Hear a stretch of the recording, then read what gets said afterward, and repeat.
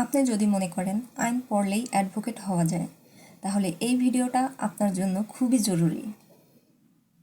Advocate, lawyer আর bar council, এই তিনটা শব্দে মানুষ সব থেকে বেশি কনফিউজ থাকেন। আজ আমি এই কনফিউজ দূর করব। ভিডিওটা শেষ পর্যন্ত দেখলে অ্যাডভোকেট নিয়ে আপনার সমস্ত কনফিউজ দূর হয়ে যাবে। বাংলাদেশ অর্ডার 1972 এর 2-1 অনুচ্ছেদে অ্যাডভোকেটের সংজ্ঞা দেওয়া হয়েছে। অর্থাৎ অ্যাডভোকেট বলতে কি বোঝায়? অ্যাডভোকেট বলতে যিনি এই আদেশের আওতায় তালিকায় অন্তর্ভুক্ত।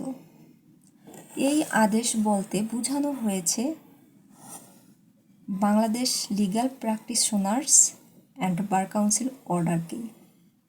তো এই অর্ডারের মাধ্যমে যিনি নিবন্ধিত তিনিই হচ্ছেন অ্যাডভোকেট, অর্থাৎ পেশাজীবী, বার কাউন্সিলে নিবন্ধিত, মক্কেলের পক্ষ হয়ে মামলা পরিচালনা করা, আইনি পরামর্শ দেওয়া এবং মক্কেলের স্বার্থ রক্ষা করা।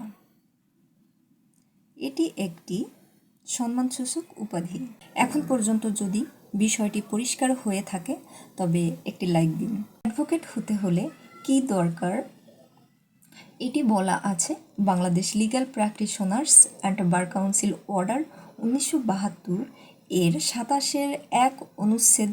27-1 অনুচ্ছেদ মোতাবেক অ্যাডভোকেট হতে হলে সর্বপ্রথম আপনাকে বাংলাদেশের নাগরিক হতে হবে। 2 নম্বরে ন্যূনতম আপনার বয়স 21 বছর থাকতে হবে।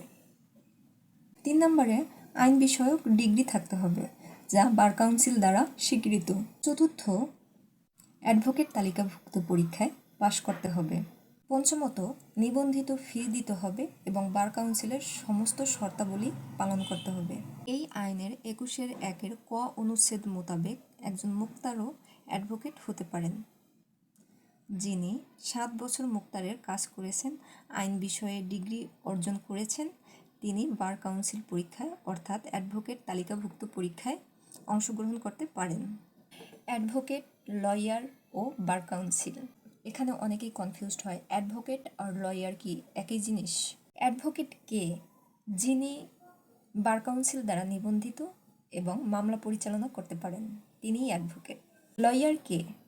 যিনি আইন পড়েছেন তিনিই লয়ার। বার কাউন্সিল কি? বার কাউন্সিল হচ্ছে সেই সংস্থা যারা অ্যাডভোকেটদের নিবন্ধন পরীক্ষা এবং শৃঙ্খলা নিয়ন্ত্রণ করেন। মনে রাখবেন, সব অ্যাডভোকেট লয়ার, কিন্তু সব লয়ার অ্যাডভোকেট নয়। আপনি আগে লয়ার আর অ্যাডভোকেট নিয়ে কনফিউজ ছিলেন? তাহলে কমেন্টে জানান। উদাহরণ সাপেক্ষে বলা যায়, ধরুন কোনো এক ব্যক্তি LLB পাশ করল, সে এখন লয়ার, কিন্তু সে এখনও অ্যাডভোকেট না। যখন তিনি বার কাউন্সিলের এনরোলমেন্ট সম্পূর্ণ করবেন তখন অ্যাডভোকেট হিসাবে কোর্টে মামলা পরিচালনা করতে পারবেন। তাহলে সংক্ষেপে বলা যায়, অ্যাডভোকেট কোর্টে মামলা পরিচালনা করতে পারেন, লয়ার আইন পড়েছেন, আর বার কাউন্সিল অ্যাডভোকেটদের নিয়ন্ত্রক সংস্থা। আপনি যদি আইন, সাধারণ জ্ঞান আর বাস্তব আইনি বিষয় সহজ ভাষায় জানতে চান তাহলে ল সিম্পলিফাইড উইথ নুরেজা আক্তার চ্যানেলটি সাবস্ক্রাইব করুন এবং পাশে থাকা বেল আইকন চাপুন।